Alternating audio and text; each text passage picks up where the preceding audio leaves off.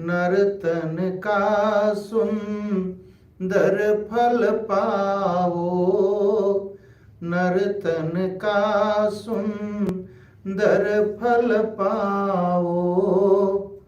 तिहारो बनी जई हैं सब काम, हो प्यारो भज लो सीताराम। प्रेम से सुमिरो आठो याम, प्रेम से सुमिरो आठो याम। तुम्हारो बनी जई हैं सब काम, तुम्हारो बनी जई हैं सब काम। जब प्रहलाद नाम धुनि लायो, जब प्रहलाद नाम धुनि लायो। पिता के द्वारा बहु दुख पायो, पिता के द्वारा बहु दुख पायो। नरहर तनि धरी हरिना कुश को, नरहरि तन धरी हरिना कुश को। प्रभु दीनो निज धाम, प्रभु दीनो निज धाम। तुम्हारो बनी जई हैं सब काम, तुम्हारो बनी जई हैं सब काम। प्यारो भज लो सीताराम, हो प्यारो भज लो सीताराम। तुम्हारो बनी जई हैं सब काम। बाबा कहते भैया अरे राम राम जपो, जो भी काम है तुम्हारा बन जाएगा। प्रहलाद को कितना दुख दिया उनको उनके पिताजी ने।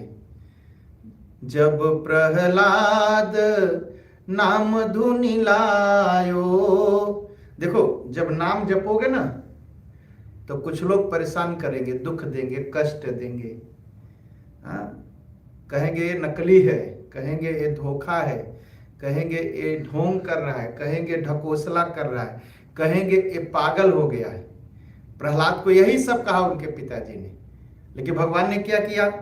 नरहरि तन धरी हरिना कुश को, नरतन हरि धरी नरहरि तन धरी।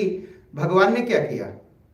जो प्रहलाद को सताता रहा हिरणाकुश, भगवान ने शेर बन गए, आधे आधे मनुष्य बन गए और क्या किया? नरहर तन धरी हरिणाकुश को, नरसिंह बन करके हिरणाकुश को अपने धाम को भेज दिया, अपने धाम को भेज दिया। कितना नाम की महिमा कितनी बड़ी है। नाम की महिमा जो है ना, ध्रुव गलानी से तजी निज धाम, ध्रुव गलानी। ध्रुव भी 5 बरस के थे। सौतेली माँ ने अपमान कर दिया, दुख लग गया प्रहलाद ध्रुव जी को, और ध्रुव जी जंगल को चले गए, भगवान का नाम जपने लगे। ध्रुव गलानी से तजी निज धाम, वृंदावन में सुमिरो नाम। कृपा प्रभु की हुई पा गयो, अचल धाम विश्राम। तुम्हारो बनी जई हैं सब काम, तुम्हारो बनी जई हैं सब काम। प्यारो भज लो सीताराम।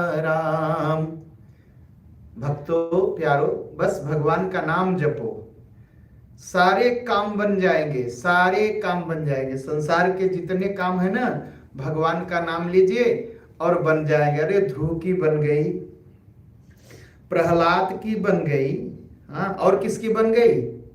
द्रुपद सुता करूं ना कर रोई, द्रुपद सुता करूं ना कर रोई। द्रौपदी क्या हालत थी?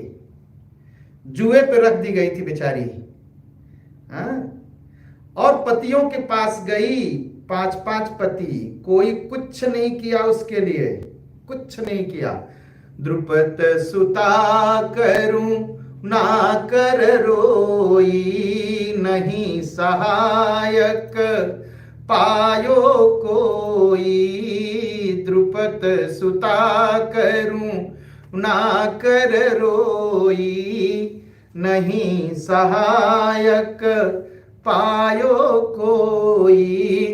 संसार में सबके पास दौड़ती रही, कभी भीष्म के पास, कभी गुरु द्रोण के पास, कभी कृपाचार्य के पास, कभी पति के पास, कोई सहारा नहीं बना। और ये मान लीजिए, संसार में कोई सहारा नहीं बनेगा जब तक उनका कोई स्वार्थ न सिद्ध हो, और निस्वार्थ रूप से अगर कोई हमारी आपकी सहायता करेगा, बिना कुछ चाहे हमारी आपकी अगर कोई सहायता करेगा, तो वो है भगवान। तो द्रौपदी को जब यह एहसास हुआ, जब विश्वास हो गया, तो क्या किया प्रभु ने? करुणा करी के लाज बचायो, करुणा करी के लाज बचायो, बसन बढ़ायो श्याम प्यारो, भजलो सीताराम हो प्यारो, भजलो सीताराम। तो बस एक सहारा है, एक भरोसो, एक भगवान के नाम का सहारा लीजिए बस, और कुछ नहीं, कुछ नहीं, कोई सहारा देने वाला नहीं। प्रहलाद को भी पिता सताते रहे, फुआ सताती रही, आग में लेकर के बैठ गई, जो राज सैनिक थे वो सताते रहे। प्रहलाद कौन था? प्रहलाद तो प्रिंस था ना, राजा था ना, राजा का बेटा था प्रहलाद, हिरण्याकश्यप का बेटा था। और हिरण्याकश्यप कौन था? त्रैलोक्य का मालिक था। उसके सामने किसी की हिम्मत नहीं पड़ती थी कि लड़े, कोई खड़ा नहीं हो सकता था, उसका पुत्र था। जब वह राम राम करने लगा, तो क्या हुआ? उसका पिता ही उसके विरोध में हो गया। देखिए, जब आप भगवान की तरफ चलेंगे ना, जितने सांसारिक लोग हैं सब आपके विरोध में खड़े हो जाएंगे, और जब विरोध में खड़े हो जाए तो समझिए अब भगवान आपके साथ खड़े हो जाए। जब संसार आपके विरोध में हो तो आप समझिए कि अब भगवान आपके साथ खड़े होंगे। उनका नाम दीनबंधु दीनानाथ है। और संसार में पिता हो, पुत्र हो, पत्नी हो, बहन हो, भाई हो, सगा हो, कोई नहीं खड़ा होगा, भगवान खड़े होंगे। इसलिए भगवान का विश्वास करिए तो क्या होगा? प्यारो भजलो सीताराम, तिहारो बनी जई हैं सब काम, प्यारो भजलो सीताराम। तो प्रहलाद जी बता रहे थे किसको? राक्षस के जो बच्चे, दैत्यों के जो बच्चे प्रहलाद जी के साथ पढ़ रहे थे, उन्होंने कहा प्रहलाद जी ने, देखो कोई साथ नहीं देगा, भगवान का नाम ही हमारा साथ देगा। इसलिए लोक लज्जा छोड़ करके, हम बहुत शर्माते हैं, पाप करने में नहीं शर्माते, लेकिन भगवान का नाम लेने में हम शर्माते हैं, लाज लगती है। कहा उस लाज को छोड़ करके भगवान का नाम लीजिए। शास्त्र में बहुत से धर्म, अर्थ और काम की बातें लिखी गई हैं। आत्मविद्या, कर्म कांड, तर्क शास्त्र, तमाम पुरुषार्थों का वर्णन है, बहुत कुछ लिखा है शास्त्र में। वेद में भी बहुत कुछ लिखा है इससे, बहुत सारे बातें जो वेद में भी लिखी गई हैं। कहा अगर वो भगवान के रास्ते हमको आपको नहीं ले जाती हैं तो वो, प्रहलाद जी कहते हैं, मैं उसको निरर्थक समझता हूं, मैं सार्थक नहीं समझता हूं। ज्ञान वही है, विद्या वही है, बुद्धि वही है जो भगवान की तरफ हमको आपको ले जाए। और यह जो सारा ज्ञान हम बताते हैं ना मित्रों आप सबको, यह नारद जी ने मुझे बताया है, नारद जी ने मुझे उपदेश किया है, नारद जी की कृपा से मुझे प्राप्त हुआ है। और यह भगवान का दर्शन कराने वाला जो भागवत धर्म है, भगवान का जो धर्म है, मनुष्य का धर्म नहीं। किसी मनुष्य ने कोई मजहब चलाया उसका नहीं, यह साक्षात भगवान का है, भगवान ने इसको बनाया है और उन्होंने बनाया है। और यह मुझे मिला है नारद जी से। और नारद जी कैसे हैं? नारद जी साक्षात भगवान का दर्शन कराने वाले हैं, को तो करते ही करते हैं। जो नारद जी की शरण में जाता है ना, नारद जी जिस पर कृपा कर देते हैं ना, वो भगवान का दर्शन कर लेता है, वो भगवान का दर्शन कर लेता है। पहली पहल जो है मित्रों, प्रहलाद जी कहते हैं मित्रों, पहले पहले नारद जी ने यह बात मुझे बताई। तो दैत्यों के जो बच्चे थे, जो प्रहलाद जी की बात सुन रहे थे, वो पूछ बैठे। दैत्य पुत्रा उचुहु प्रहलाद तम वयम चापि नरते अन्यम विद्महे गुरुम एताभ्याम गुरु पुत्राभ्याम बालानपि मपिहेश्वरो। सभी जो सहपाठी थे, जो साथ में पढ़ते थे, वो प्रहलाद जी से पूछे, प्रहलाद जी आपको तो मैं देखता हूं ये दोनों गुरुपुत्र पढ़ाते हैं, शुक्राचार्य के दोनों पुत्र आपको पढ़ाते हैं, यही दोनों गुरु हैं, और किसी गुरु को तो आप जानते नहीं और हम भी नहीं जानते, हम तो केवल इन्हीं दोनों लोगों को जानते हैं। और यही सब हम सभी बालकों पर शासन करते हैं, शिक्षा देते हैं, पढ़ाते हैं। और आप भी अभी भाई छोटी उम्र के हो, 5 साल के ही हो। और दूसरा, आप जन्म से ही महल में रहते हो, अपनी मां के पास रहते हो। और तुम्हारा और महात्मा नारद जी का मिलन कब हुआ? मुझे तो नहीं लगता आप महल छोड़ के जाते होंगे, और मुझे तो नहीं लगता नारद जी महल में आने पाते होंगे, क्योंकि जो भगवान का कीर्तन करता है वो जो है हिरण्याकश्यप के महल में जा ही नहीं सकता, तो नारद जी तो गए भी नहीं होंगे। तो नारद जी का आपका मिलन कैसे हुआ? और आप कह रहे नारद जी ने मुझे बताया, तो मुझे हम लोगों को थोड़ी सी शंका हो रही। प्रहलाद जी आप बताइए, नारद जी का और आपका मिलन कब हुआ? तो प्रहलाद जी कहते हैं कि मित्रों सुनो,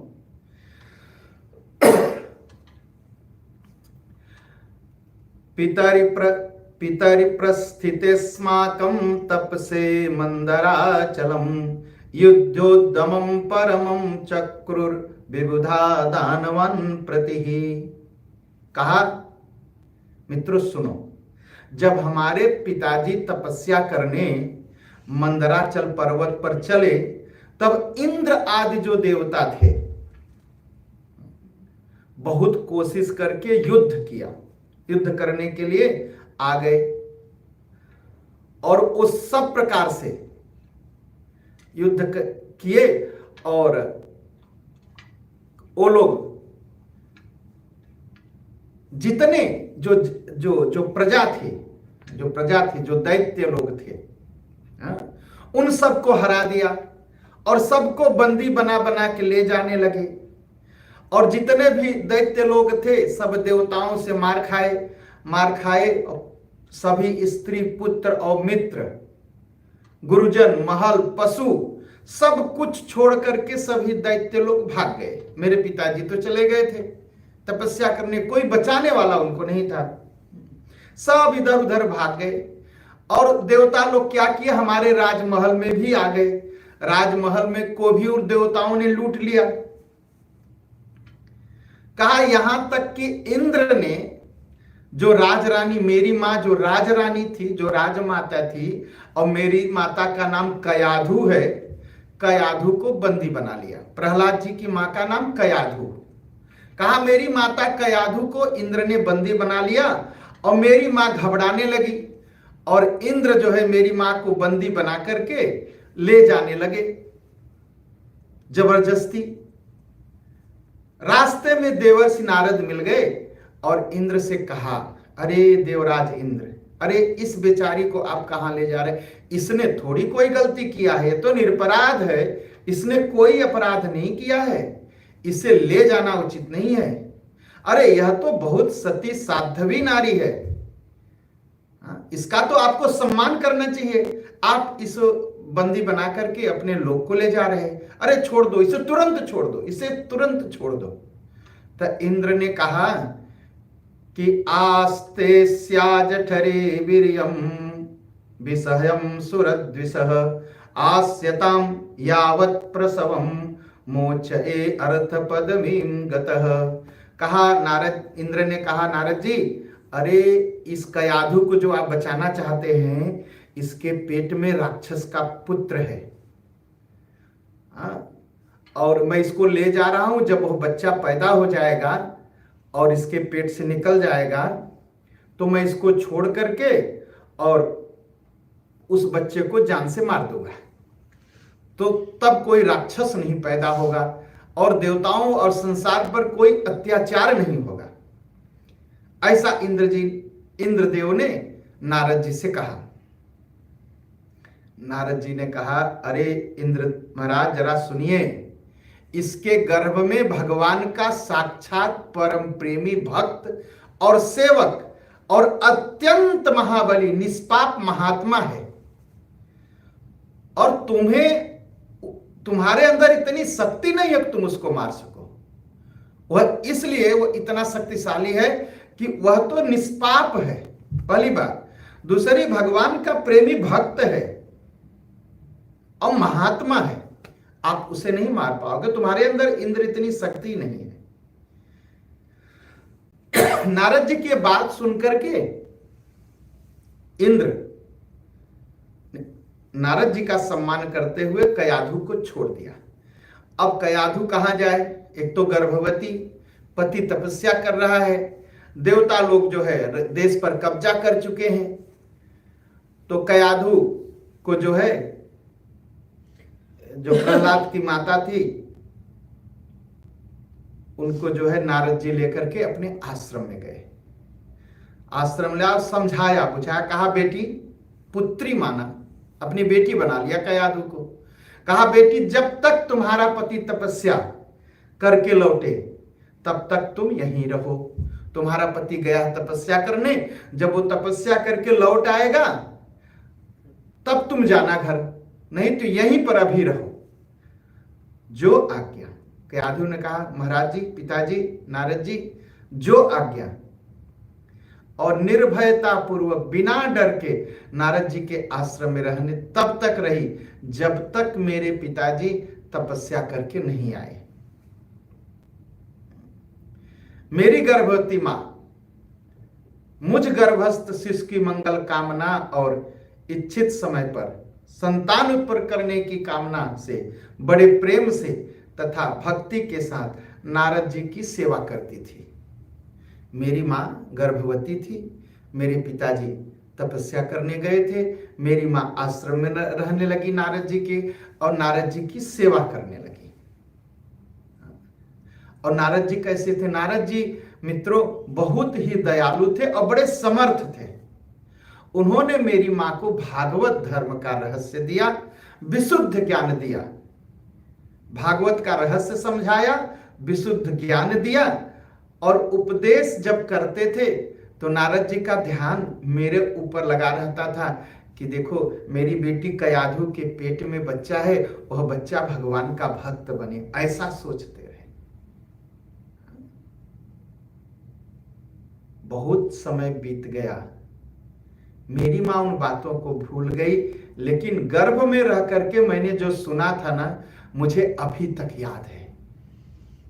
जब बच्चे पेट में रहे ना, तो धार्मिक पुस्तकें पढ़िए, भगवान का ध्यान करिए, भगवान की सेवा करिए, बच्चा बड़ा धार्मिक होगा।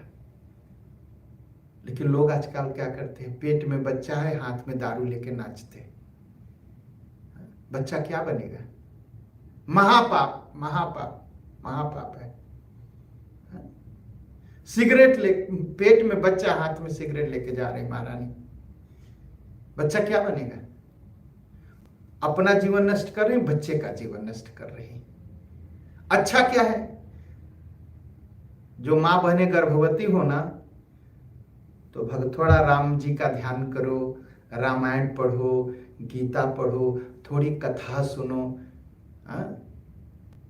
थोड़ा मंदिर जाओ, वो सारे संस्कार बच्चे पर पड़ेंगे, एकदम वो भी प्रहलाद बन जाएगा। प्रहलाद जी कहते हैं, मेरी मां तो भूल गई, लेकिन मुझे सारी बातें याद थे, अभी तक याद है, मुझे आज तक मैं भूला नहीं।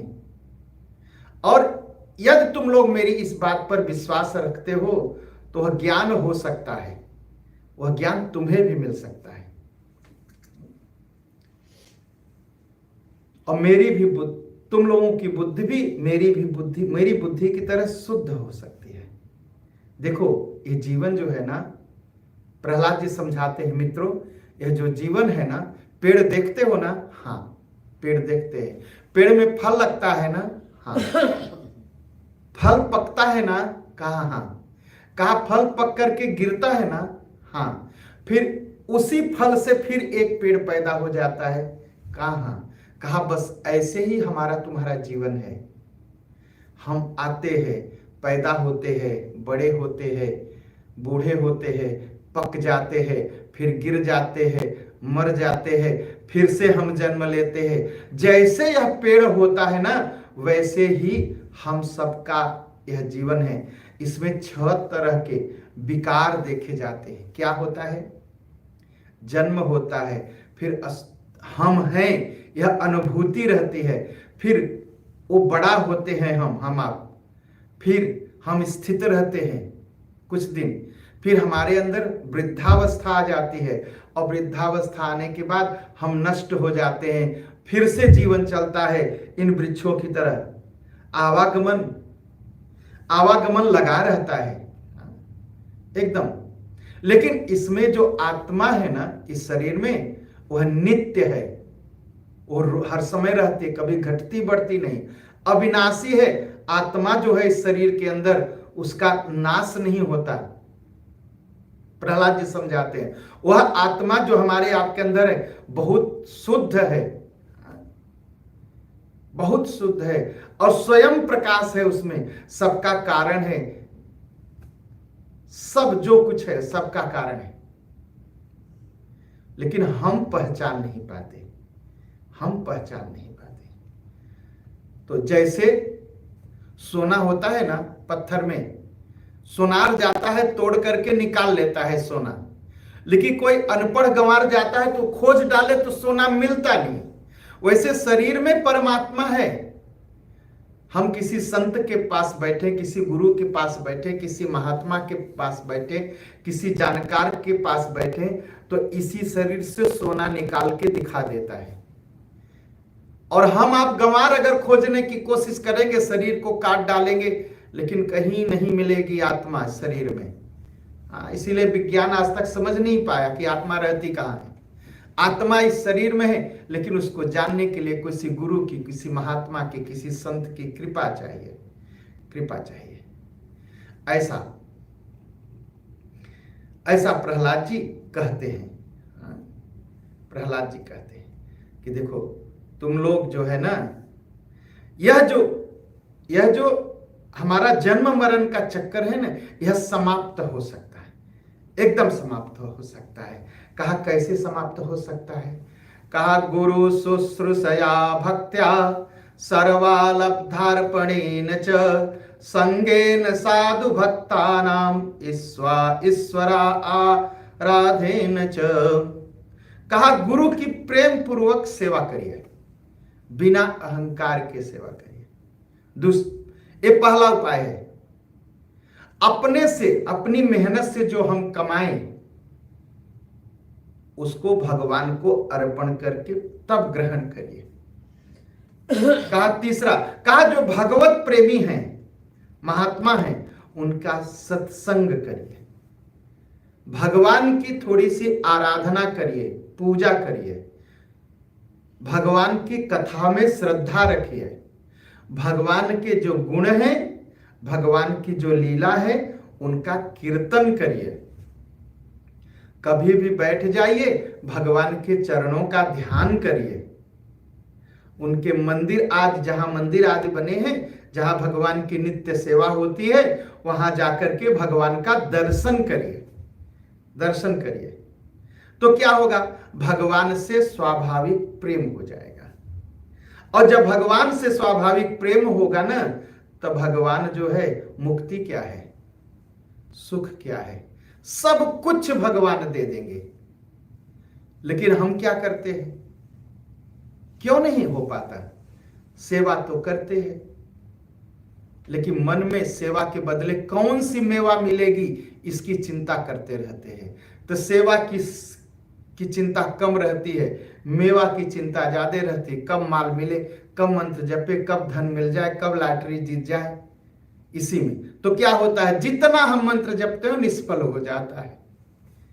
बिना किसी कामना के भगवान की सेवा करिए और सत्संग करिए। बिना सत्संग, बिनु सत्संग विवेक न होई, होगा नहीं। भगवान की प्राप्ति का रास्ता सत्संग है। सत्संग करिए। जब सत्संग करेंगे तो जन्म मरण से मुक्ति मिल जाएगी, फिर मुक्ति मिल जाएगी। बिना उसके नहीं होगा, बिना उसके नहीं।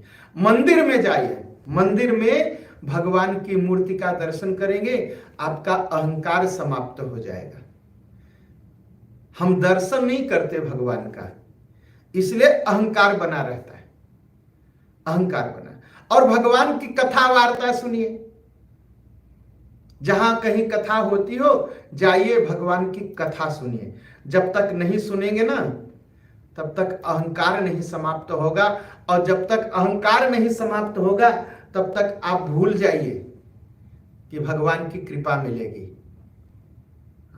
एकदम, अगर भगवान की कृपा चाहते हैं तो अहंकार छोड़ दीजिए, अहंकार एकदम छोड़ दीजिए। हरिः सर्वेषु भूतेषु भगवन्नास्त ईश्वरः इति भूतानि मनसा कामस्तैः साधु मानयेत्। क्या कहते हैं? भगवान सर्वशक्तिमान भगवान है। श्री हरि समस्त प्राणियों में विराजमान है। भगवान कहां बैठे हैं? सबके हृदय में बैठे हैं। सिय राम मैं सब जग जानी, करहु प्रणाम जोरि जुग पानी। जो भगवान मनुष्य में बैठा है वही भगवान कुत्ते में बैठा है। जो भगवान मनुष्य में बैठा है वही भगवान पेड़ में बैठा है। सबका सम्मान करिए। जो भगवान आपके मित्र में बैठा है ना, जिससे आप बहुत प्रेम करते हैं ना, वही भगवान जिससे आप दुश्मनी करते हैं उसके अंदर भी बैठा है। उसको भी प्रणाम करिए, सब जगह प्रणाम करिए। भगवान श्री हरिः सर्वेषु भूतेषु, भगवान सभी भूत में, सभी जीवों में, सभी पेड़ में, सभी पौधे में, सभी पत्थर में बैठे हैं। उसको प्रणाम करना सीखिए। अगर हम प्रणाम करना सीख गए भगवान को, सबको ना, तो भगवान को मिलते देर नहीं लगेगी। हम क्या करते हैं? हम जिनको सम्मान करते हैं वही उसी के अंदर भगवान है। जो हमारे दुश्मन है वो तो राक्षस है।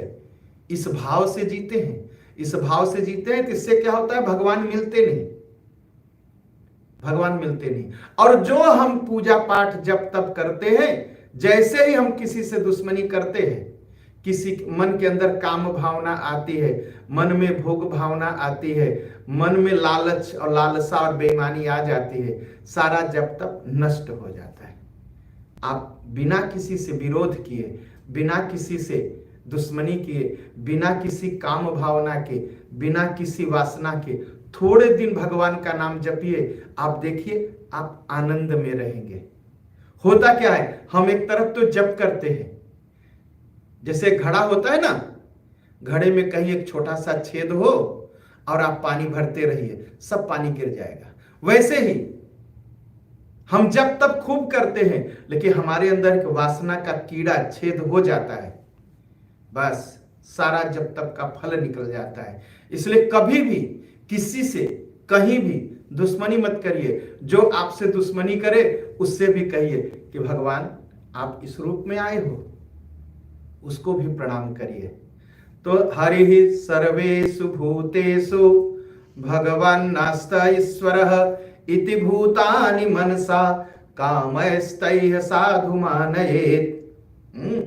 सर्वशक्तिमान भगवान श्री हरि समस्त प्राणियों में विराजमान है। मित्रों, ऐसी भावना से यथाशक्ति सभी प्राणियों की इच्छा पूर्ण करें और हृदय से उनका सम्मान करें।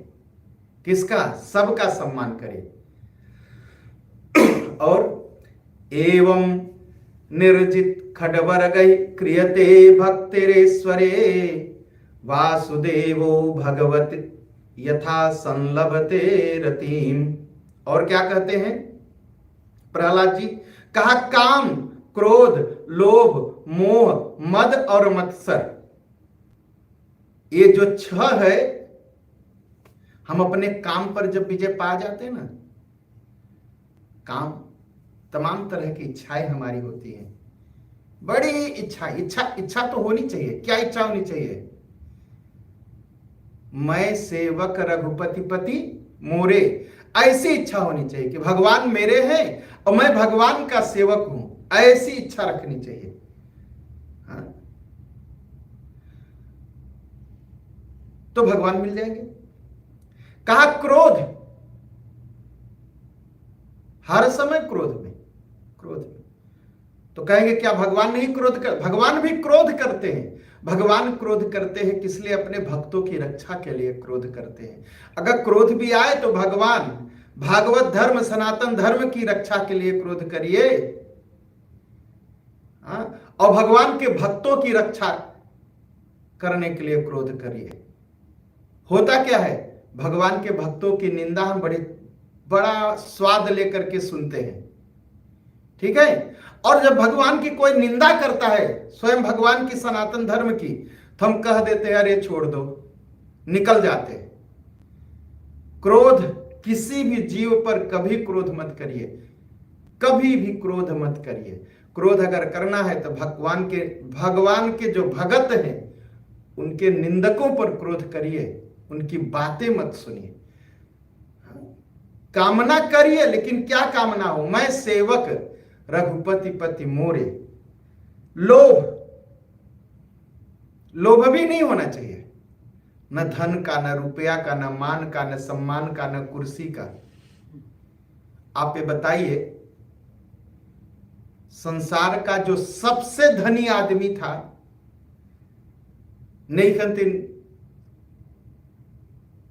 सैफन फेरतक में, उसका नाम कोई जानता है? नहीं, कोई नहीं जानता।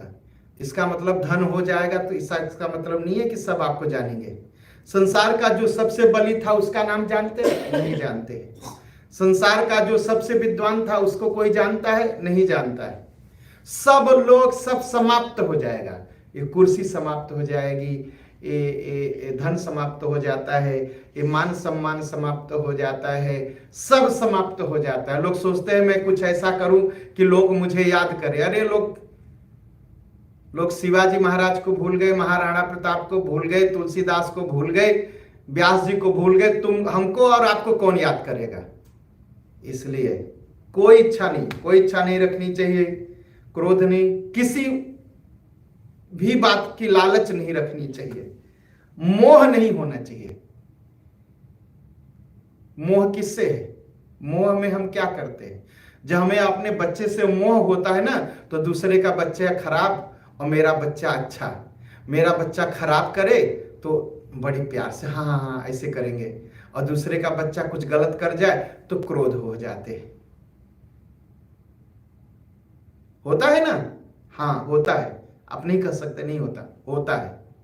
बच्चा गलती कर जाए अपना तो बहुत बढ़िया, अभी तो बच्चा है, और दूसरे का बच्चा गलती कर जाए, बहुत बदमाश है, हम ऐसा बोलते हैं, इसे मोह कहा जाता है। हाँ? किसी से मोह नहीं और मद नहीं होना चाहिए, अहंकार नहीं होना चाहिए। किस चीज का अहंकार करेंगे? ज्ञान का। 4 लाइन याद करके अगर हम ज्ञानी बने तो हमसे बड़ा मूर्ख कोई नहीं है। 4 चौपाई याद करके हम पूरी रामायण सुनाने लगते हैं।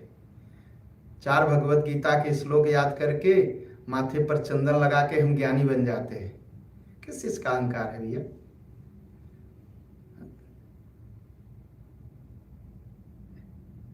और अहंकारी को ज्ञान नहीं होता। विद्या ददाति विनयम, जो विद्वान होता है वह विनयशील होता है, और जो मूर्ख होता है वह अपने को बड़ा ज्ञानी समझता है। किसी भी तरह का, न धन का, न मान का, न ताकत का, न बल का, न परिवार का, न कुल का, न जाति का, किसी तरह का अहंकार नहीं होना चाहिए। स्वाभिमान होना चाहिए, अहंकार नहीं होना चाहिए। मत्सर, अरे वो तो मुझसे आगे निकल गया, वो तो मुझसे आगे निकल गया, इतनी जलन। हम अच्छे व्यक्ति को अच्छा न कह सके जलन, बस उसी का नाम है मत्सर। मत्सर, जलन करना। जो आगे बढ़ गया, अरे बड़ा अच्छी, भगवान की कृपा, ऐसा करना चाहिए। तो काम, क्रोध, लोभ, मोह, मद और मत्सर, कहा इनको जे जीत लेता है, प्रहलाद जी कहते हैं ये शत्रु हैं, ये शत्रु हैं। काम, क्रोध, मद, लोभ सब नाथ नरक के पंथ। कितनी भी पूजा करो, कितना भी पाठ करो, कितना भी मंत्र जप लो, कितना भी उछल कूद लो, कितना भी कीर्तन कर लो, अगर काम, क्रोध, लोभ, मोह, मद और मत्सर इसमें से अगर एक भी है तो सब बेकार हो जाएगा, सब बेकार हो जाएगा, सब नष्ट हो जाएगा। कहा अगर इस सब को छोड़ करके भगवान का कीर्तन करेंगे तो क्या होगा? वासुदेव भगवती यया संलभते रतिम, कहा भगवान के चरणों में प्रीति हो जाएगी, प्रेम हो जाएगा। तो कैसे प्रेम होगा? ऐसे ही होगा, काम, क्रोध, लोभ, मद, मत्सर को छोड़ करके बस मैं सेवक रघुपति पति मोरे, मेरे मालिक तो बस भगवान श्री राम हैं और मैं उनका एक छोटा सा सेवक हूं, मैं सेवा करूंगा अपने भगवान की। इस स्वाभिमान से जो जिएगा ना, शिव जी मेरे हैं, मैं उनका हूं, मैं उनको उनकी सेवा करूंगा।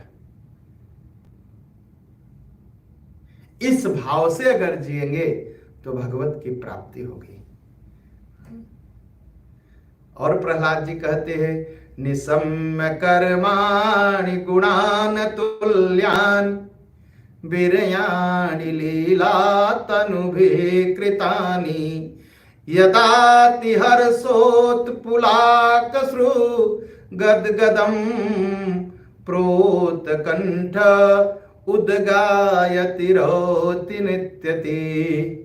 प्रहलाद जी कहते हैं मित्रों सुनो,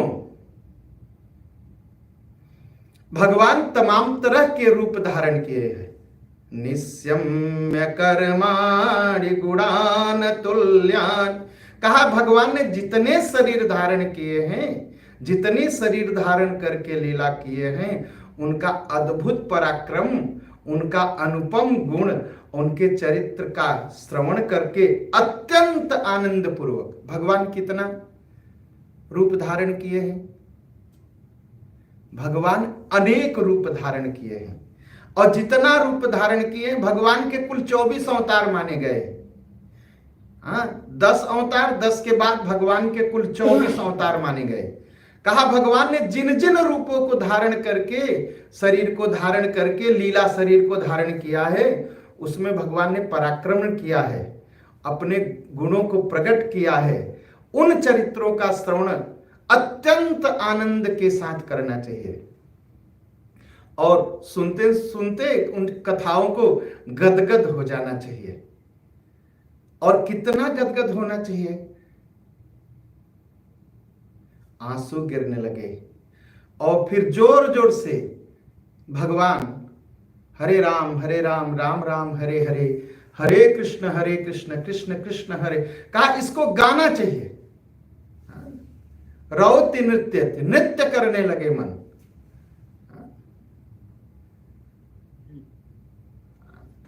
और पागल की तरह भक्त क्या करता है? पागल की तरह कभी हंसता है, कभी करुण क्रंदन करता है, कभी बैठ के ध्यान करता है, कभी भगवत भाव से लोगों की वंदना करने लगता है। और जब वह भगवान में तन्मय हो जाता है, बार बार लंबी लंबी सांस खींचता है और संकोच छोड़ करके क्या कहता है? हरे जगतपते नारायण कहकर पुकारने लगता है। तब भक्ति योग के महान प्रभाव से उसके सारे बंधन कट जाते हैं। कैसे? भगवान की लीलाओं को सुने, राम जी की लीला सुने, कृष्ण जी की लीला सुने, मत्स्यावतार की कथा सुने, सूकरा अवतार की कथा सुने, सारी लीलाओं की जो भगवान ने लीला शरीर धारण किया उनको भाव के साथ सुने और सुन करके भगवान का कीर्तन जोर से करने लगे, लाज लज्जा छोड़ करके एकदम गदगद हो जाए। भगवान क्या करते हैं? सारे बंधन को काट देते हैं। तो भगवान की कथा सुनने से ही शुरू होगा, भगवान की लीला सुनने से ही शुरू होगा।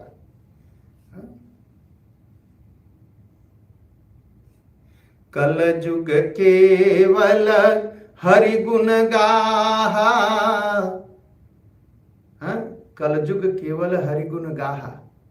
कल जुग में केवल भगवान की कथा है, कथा है। और कथा सुनते जाएंगे ना तो भाव पैदा होगा, और जब भाव पैदा होगा तो भगवान के प्रति प्रेम पैदा होगा। प्रेम पैदा हो फिर आप उनका नाम लेने लगेंगे और नाम लेते लेते आनंद में हो जाएंगे।